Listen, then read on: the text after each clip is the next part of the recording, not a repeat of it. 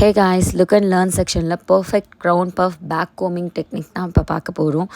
நீங்கள் year to year section எடுத்துகிட்டு கரெக்டாக உங்களோட ஏரை டிவைட் பண்ணி நீங்கள் அதை பர்ஃபெக்டாக வந்து கிளிப் பண்ணி செக்யூர் பண்ணிக்கோங்க.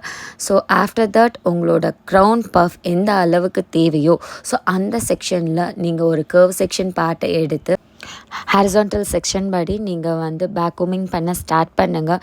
நீங்கள் பேக் கோமிங் பண்ணும்போது உங்களோட ஹேர் ஈவனாக left to right, right to left எல்லாமே ஈவனான வந்து உங்களுக்கு பேக் கோமிங் மெத்தடில் நீங்கள் ஃபாலோ பண்ணி டீஸ் பண்ணி வச்சுக்கோங்க.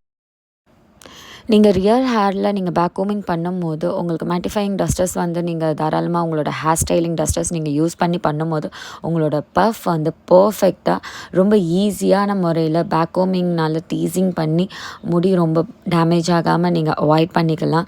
இது இல்லாமல் வந்து நீங்கள் ஃப்ரண்ட் பார்ட்டில் பண்ணக்கூடிய இந்த டெக்னிக் ரொம்ப ரொம்ப முக்கியம். ஸோ இதை வந்து நீங்கள் நல்லா வந்து பார்த்துக்கோங்க.